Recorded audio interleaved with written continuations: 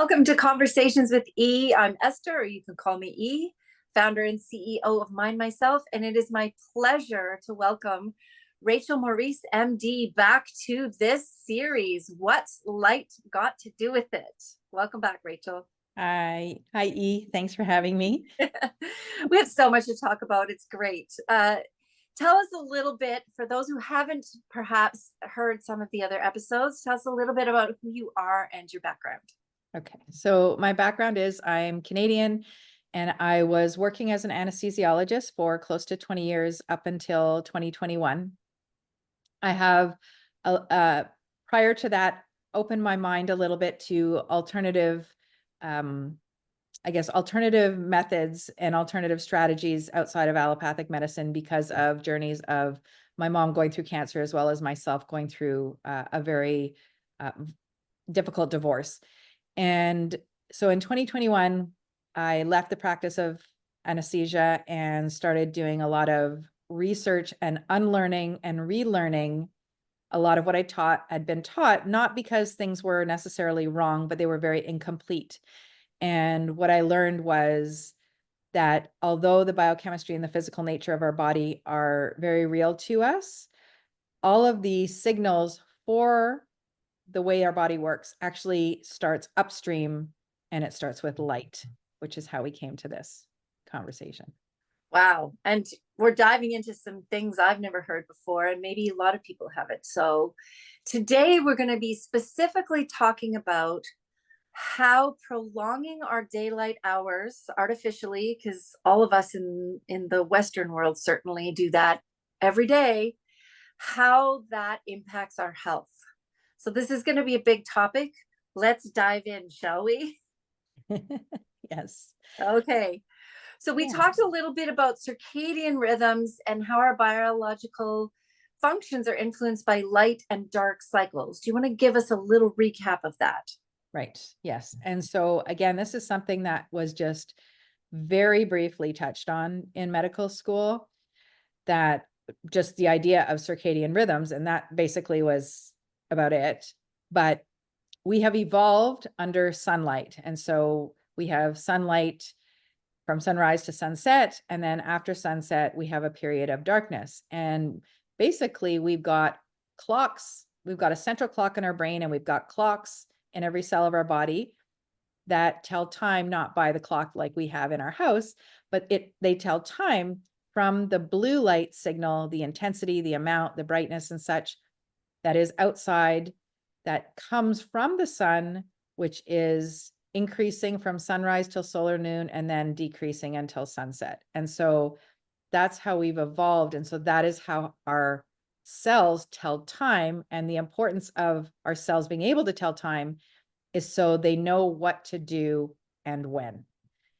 And I say that because we've got at minimum 100,000 reactions going on in every single cell every second of the day. So timing is critically important. If we don't have the proper timing of when to do things ourselves, then there will be chaos. And chaos, for people who don't know, in biology in our bodies equals inflammation. And I think most people understand that inflammation is at the foundation of almost all chronic diseases. And you had mentioned also that light is actually, like you're just saying now, light is at the root of so many of our chronic illnesses that are happening these days, correct?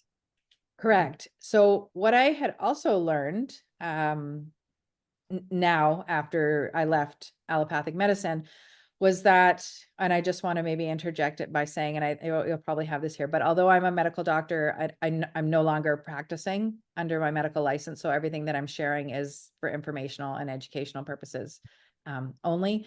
But what I had started to learn, which was really only touched on, and I think people can appreciate this too, was the term mitochondria.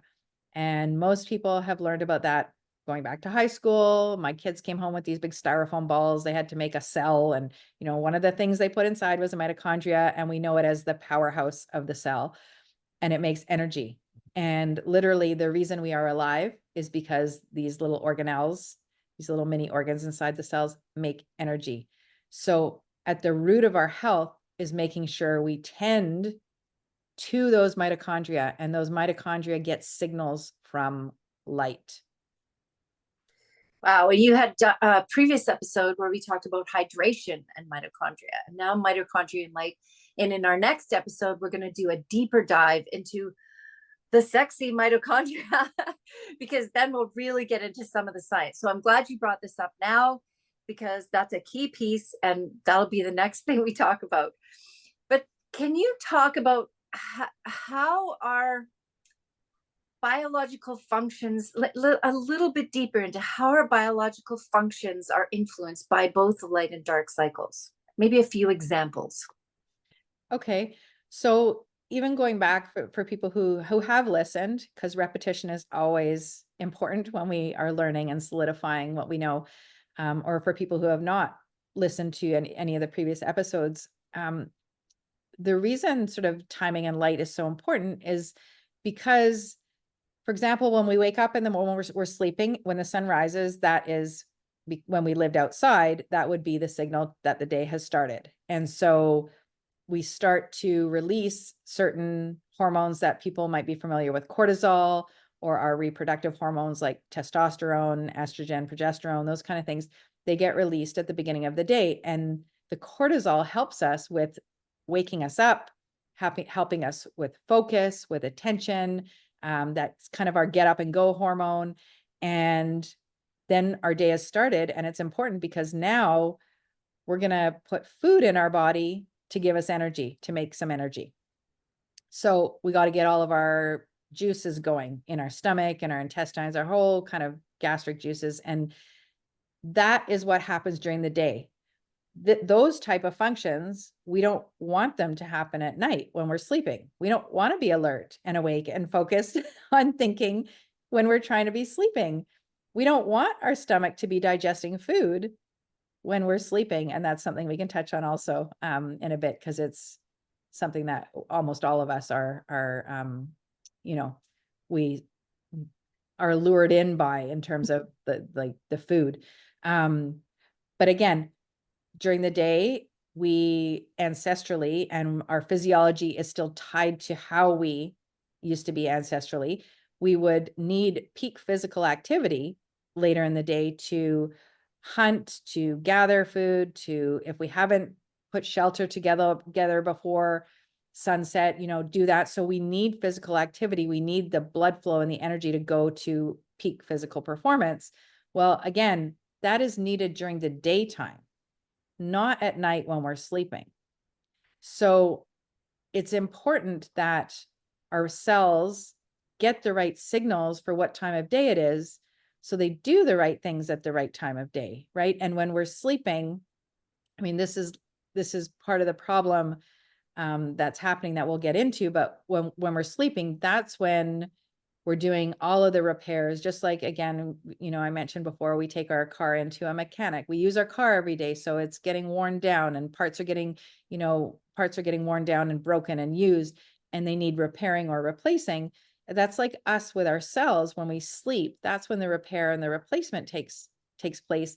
That can't happen during the day when our energy is being used for our brain function, for digestion, for procreation. I talked about, all of the reproductive hormones. Well, procreation takes place during the day as well. Well, you know what I mean, but not while we're sleeping.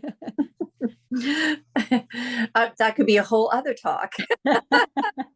Let's talk about light bulbs, specifically light bulbs. And again, I know you've alluded to them on other episodes, but the invention of the light bulb and the extension of our daylight hours far into the darkness. Let's talk about that. Okay. So yes, it was the late 1800s. I think it was 1879 that the first light bulb was created, and that was the incandescent light bulb. And that is the light bulb that is the most similar, or mimics natural light the most similarly, because it has the full spectrum, including the red and infrared.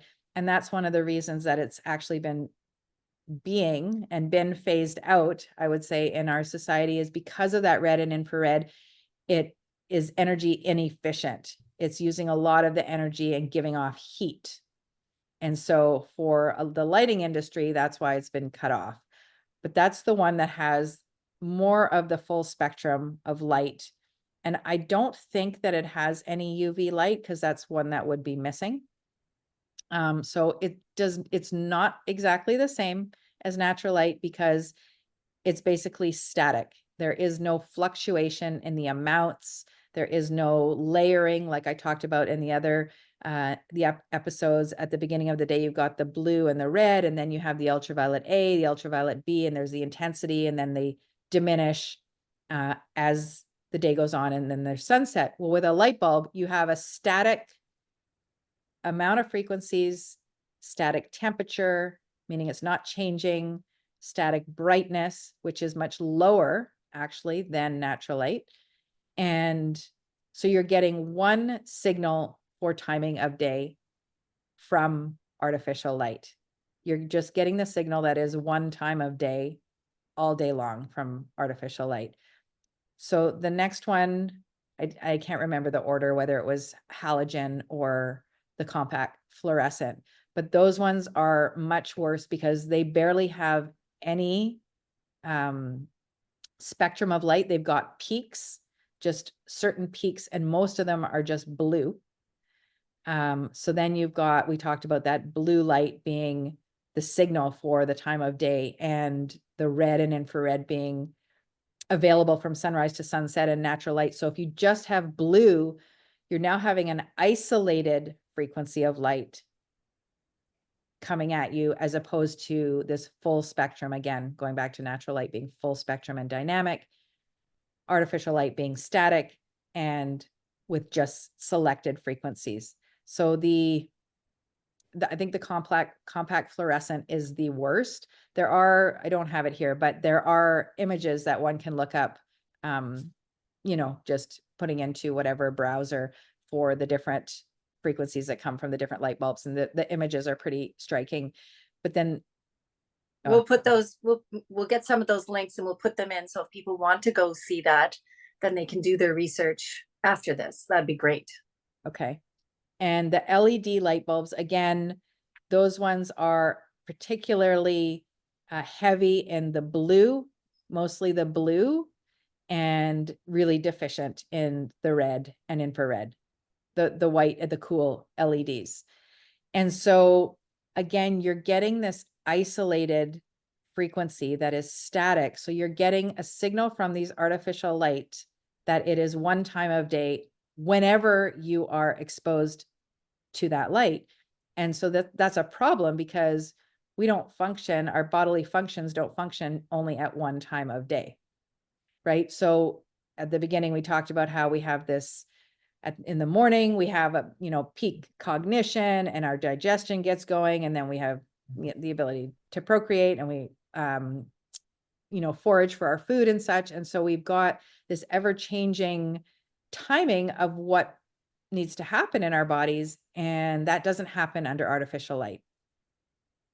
And what are the implications of that? Because we're staying up, so it gets dark. It's winter right now, almost spring here, and sunset is like around 6 o'clock, and most of us stay up at least, I shouldn't say most, many people stay up at least 9, 10, 11, 12 o'clock at night. So we're extending our day by 3, 4, 5 hours. What are the implications of that? Right. Yes. So again, we've evolved under the natural light. And so our body and our physiology, the way our body runs, naturally changes as the season changes and the light and dark cycles change. But if we keep things static and we get into this state where now we're extending our daytime functions in our body beyond sunset, then we're not giving our bodies the time for repair to take place at night when we're sleeping, because our body's getting the signal it's daytime, it's not nighttime. So again, for those who've heard in the earlier episodes, during the day with that blue light signal, we get this cortisol release. Cortisol is not bad, it's necessary, but when we have an excessive amount and at the wrong time of day, and so this is where it's at the wrong time of day, we're getting cortisol after sunset, we have high cortisol, And most of us, again, know that cortisol, we hear about cortisol, a lot about it being bad. And yes, it in an abundant amount, those steroids can wreak havoc on the entire body, every single system of the body. So we have now excess cortisol, which, by the way, also releases insulin and glucose. So cortisol, I'm just kind of as an aside, cortisol is that hormone that we release in abundance with the stress response. That's where people think about it as being bad. It's not bad, it's necessary for that stress response as well. And so what that means is you're getting ready to fight, flee, or freeze, but your body then needs energy. And if you don't have any food in your body, that's okay, because we've adapted to now basically turning some of the stored sugar back into the bloodstream. So we've got sugar being released, glucose being released. Every time we have glucose being released in the bloodstream, we've got insulin being released as well. So what do we have? An abundance of issues in society now. We've got diabetes that's rampant. We've got metabolic syndrome. We've got insulin resistance because there's excess cortisol being released because we're not getting that signal for nighttime. So we're getting glucose being released into the blood, and then we are getting insulin released. So we have insulin resistance and diabetes. So there's again, this correlation, right? That artificial light can lead to insulin resistant diabetes. And that's not even talking about eating food at late at night or even after 7 or 8 at night. Maybe you could talk about food and along with this. Right. Okay. So again, going back to how our body naturally functions, and as the blue light disappears at sunset, we have this last peak of gastric juices being released because now our body is winding down. We're not going to be eating any food after sunset. That's not what we're meant to do. And then we can start to, again, have this increase in melatonin and growth hormone and oxytocin and other hormones that are to be released after sunset. But if we keep eating after sunset, that is a secondary, it's what's called a Zeitgeber. It's like a German term for a circadian signal. Food is a secondary signal to reinforce circadian rhythms. So light is the first one, food is the second one, and exercise is the third one. So that's another point we can talk about too, exercising at times of day where we shouldn't be.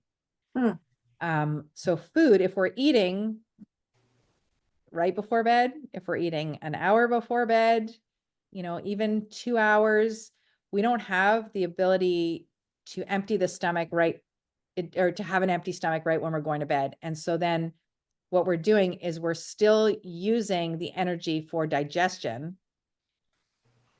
into the nighttime when we should, again, be doing the repair. We're not going to get to the repairs until we have about a 4-hour time period of the last bite of food and the ability and then the time for the stomach to empty. So 4 hours. Yeah. 4 hours before bed. Wow. Very interesting. That's not the common expectation. Certainly not in this part of the world. Interesting. It is. And I've changed. I used to be, guilty of that, eating late into the night. And since I've moved my eating times around, and that's where I would start with people, because a lot of people have trouble with diet. There's so many diets out there and so many restrictions on food and problems with food. And, you can go down the rabbit hole and spend hours daily looking at this. But if you just change the timing of when you eat, that will make a massive difference to how your body functions and your symptoms, whatever symptoms you have, because you really need to have an empty stomach when you get to bed.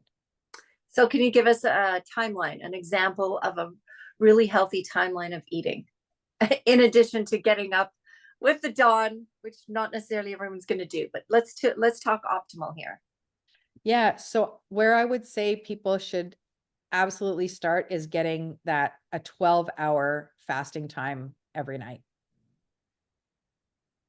So we shouldn't, so if you had breakfast now, say at 8 o'clock in the morning, then at least 8 o'clock at night, right? Really, it should be shifted earlier. So now one should eat breakfast within 30 to 60 minutes of waking up in the morning. And that is also because, again, food is a secondary signal for circadian timing. So you have the light that's telling you it's daytime, and then you put food in your body telling you once again it's daytime. This is what we should be focusing on in terms of what is happening in our bodies. So if you ate at 7 in the morning, at the latest 7 p.m., because then you have a 12-hour time period where your stomach is empty. Sometimes that's even a challenge to get people to. So really, because we have seasons, the light is shifting depending on where we live. It's sunrise to sunset, and we can go deeper into things, which I don't think we're going to do this time, but in terms of fasting and getting really deep into the repair, because what takes place is we run on sugar and fats. Most people don't actually understand that our cells can use sugars and fats as a fuel source. But if we are constantly taking in food that breaks down into sugar, we don't make what's called ketone bodies. So people may have heard about ketogenic diets, and it's a metabolic state. It's not a diet, but you have to have fasted, and everybody's different. You have to have fasted for a certain amount of time before your body starts to make those ketones.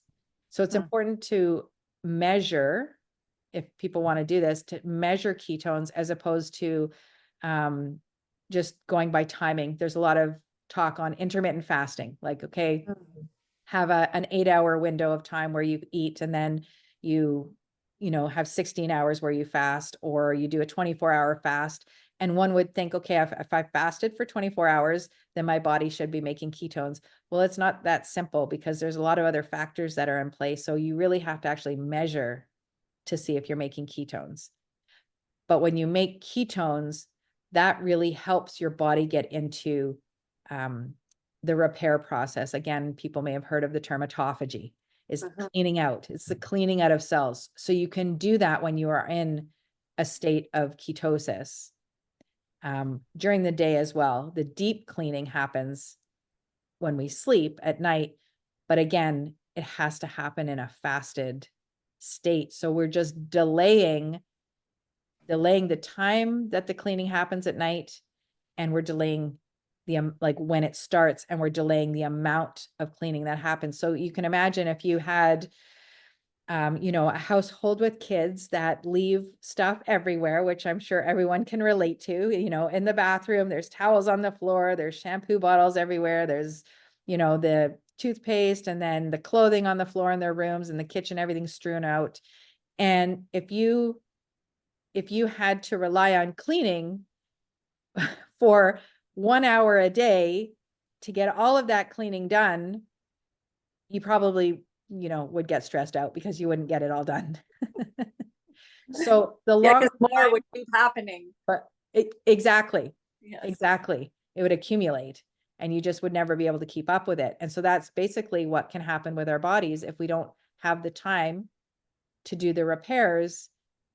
More and more is there to get done, but less is actually getting done. So I'm hearing you say, I'm hearing lots of people talk about having trouble sleeping, either having trouble falling asleep, or having trouble staying asleep, or waking up intermittently throughout the night and going to the bathroom and then struggling to get back to sleep. And it seems like sleep is such a huge deal. And what I'm hearing you say is that's part of the conversation is light. It's when we eat. It's allowing time for repair in a proper way, because some of this is accumulation in our systems. And so you talked about eating between 30 to 60 minutes upon arising, and not everyone's going to get up at sunrise, but let's just say 30 to 60 minutes. And then how about lunchtime? Are you of the 3 meal a day kind of proponents, and then when dinner? Let's get really specific here. Okay. So yes, I am about meals and not snacking. That's another big one, which we can touch on another time as well. But it's actually important to have distinct meals and not snack. To do with another hormone called leptin, which we could talk about. Um, it's very important. So I eat lunch. Usually it's good to have at least a 4-hour time period between meals. Oh. Um, I definitely do that in the summertime. Through the winter, I will often extend, for example, I eat a pretty big breakfast. I extend my time period and maybe have lunch around 2 or 3, and I have a big lunch, and then I just have 2 meals a day. So then I get a really good fasted empty stomach at bedtime. Okay. And I've found, if you're okay to kind of let me go into this, I was in 2017 when my mom was diagnosed with cancer. I actually, both of us went vegan because I thought at the time that that would be beneficial. I think differently now. But so I was vegan for 5 years. I was hungry all the time and I ate a lot of food. So I was eating, I would finish one meal and an hour later I was starving again. Hmm. And so now in my understanding, which again is too much to get into with the scope of this, but I wouldn't say I'm not carnivore, but I've introduced meat back into my diet and a lot of meat and fat and seasonal vegetables and fruits. But that has really changed my satiety level when I eat. So I don't snack anymore and I don't have any hunger between meals. And it is because of the food choices that I'm eating. So it is possible for those people. There's a lot of people who I hear this all the time, but I'm hungry and I get hypoglycemic and I need to snack and I need to eat every hour or 2 hours and it's really important. When you change the signals your body is getting, when you change the nutrients, your body will respond the way it was designed to. So it is possible. And then I bring up the fact that I went vegan and was starving all the time so that people out there know that I'm not just saying that. I experienced that and I experienced the change with it. So I eat distinct meals, breakfast, lunch, and dinner. And often in the winter, I'll eat just 2 meals, but big ones, and high in fat to get that satiety. But yeah, I personally try because I go to bed early around 9, late 10 o'clock is late for me. So I try to finish my last bite of food by 6 o'clock if I do eat dinner. Okay. So I'm hearing when you get up, eat breakfast within 30 to 60 minutes, and then lunch 4 hours ideally, but 3 hours or at the earliest. So maybe around, if you get up at 8, then noon, and then 4 or 5 for dinner. Is what I'm hearing you say. And last bite Yeah. by 6. Yeah. And so never mind the senior sitting. Like I know that there's this, people are, quite disparaging about the senior sitting, and perhaps that's the best sitting of all. Just saying. Well, it's nice now because whenever we don't go to restaurants a lot, but whenever we go to restaurants, we're not waiting in any lineups because nobody's there at 5 o'clock. Best time to eat. I know we do that too. You mentioned melatonin, and let's wrap some of this up with melatonin, because people are hearing, oh, I should just take a melatonin supplement. And also, just before you get to it, what I'm hearing is it's all related. If Yes. you're having sleep trouble, don't just take a pill. You got to look at the whole picture. And this light element is such a key thing that most of us don't know much about. And so I'm so excited that you're sharing this with anybody who wants to listen. So now let's talk about melatonin and how that's related to this whole conversation. Okay. So I'm glad that you just said what you said about sleep, because most people are not aware that your sleep is tied to your morning. And I say that because melatonin, you just brought up melatonin, and it is specifically pineal melatonin that is released once the light signal has disappeared. And so that's actually about 5% of our melatonin in our body comes from the pineal gland.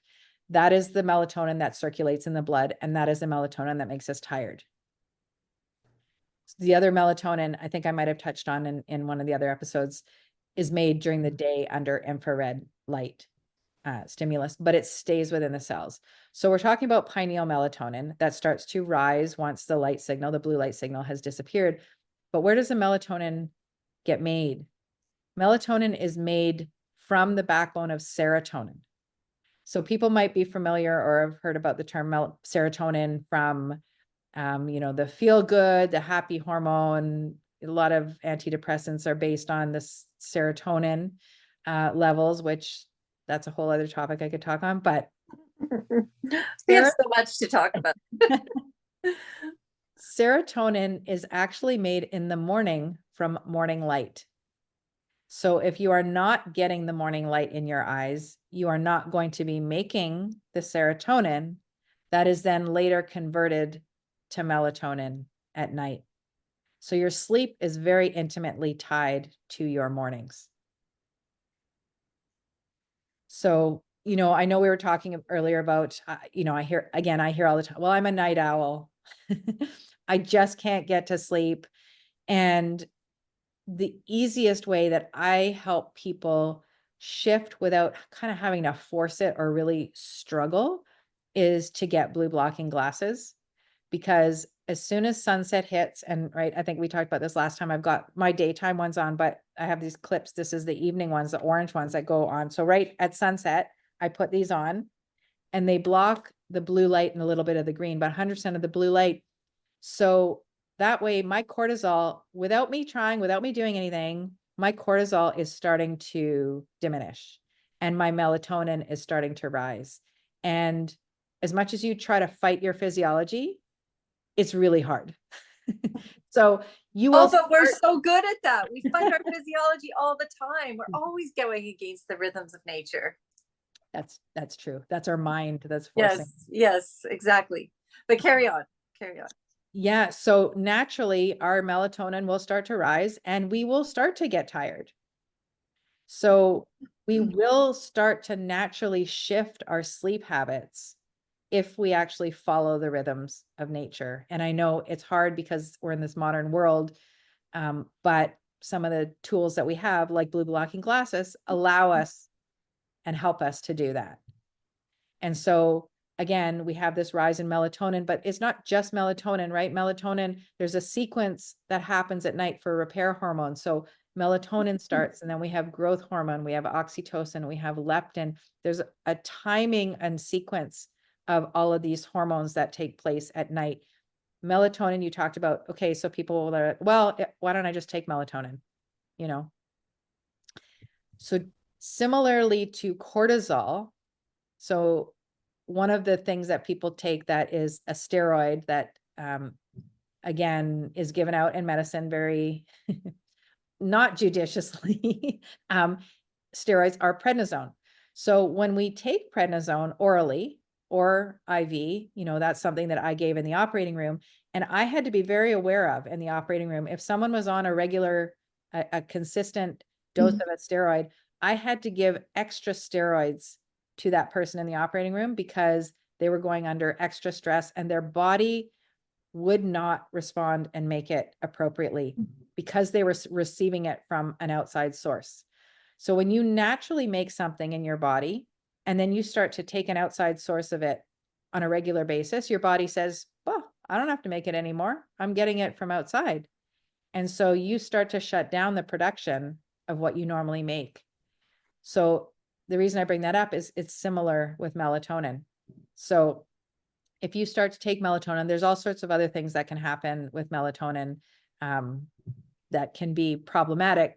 But, the big one is if you take melatonin, your body's going to start to realize that it doesn't have to make it on its own anymore. And then you become dependent, reliant, and then problems can ensue when you don't have that melatonin.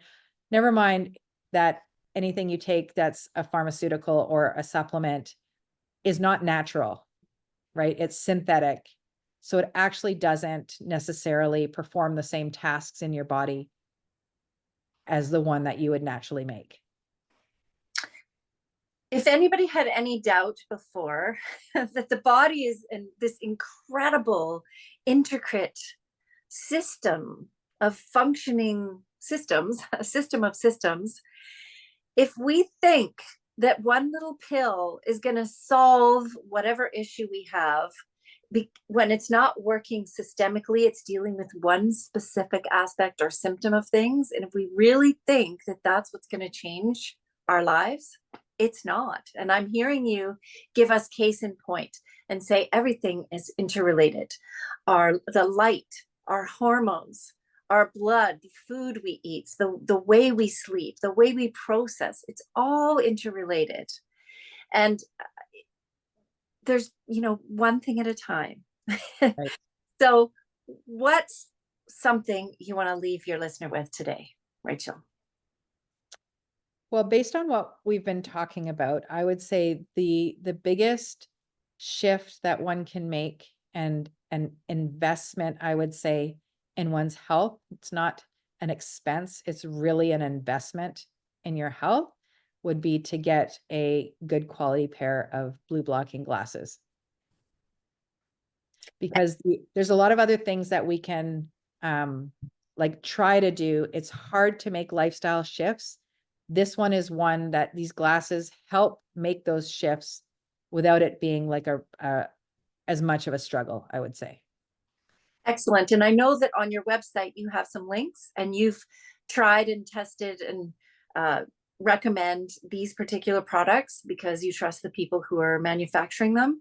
So Yes. definitely check the links out that Rachel provides. And we're going to do a whole episode on specific technologies to do with light so that you can see them, you can see the differences, we'll be exploring some of that together. So thank you very much, Rachel. Any final words? I just wanted to say one last thing, because blue blockers, so there are daytime ones. I think we talked about this as well before, but daytime ones and evening ones. And I would say if you're going to invest in one pair, only one pair to start, it would be the evening ones. So orange or amber toned, not the red ones. And the reason I say not the red ones is because people tend not to wear them because they're very dark and it's hard to see and you can't do anything in your evening. The orange amber toned ones, you can do everything that you want to do in the evening and they help get you moving in the right direction. Can you show us yours again, please? Yes. So yeah, so you have the daytime and then these are the nighttime and they're magnetic and you just put them on. Yeah. I need to invest in a pair of that myself. I wear my blue light blockers during the day, but I don't have any ones that go over top. And these saved my life. I couldn't work in front of computers if I didn't have these. Well, and just of note too, for people out there who don't think they do anything or that it's placebo or something, I've got teenage kids and my son wears them now. He's at university, he's in front of a screen all the time because that's the way everything is now. And he says if he doesn't wear them, he gets headaches, he gets eye strain. So, to get a teenager buy-in, right? Like they don't want to do anything normally. So yeah, they work. Great. So buy your blue light blockers, especially the ones with the clip-ons or nighttime blockers, orange or amber. Keep that in mind. Thank you, Rachel. As always, we are so appreciative of your wisdom and your time. Thank you so much. Thank you for having me. And we're doing this because you matter.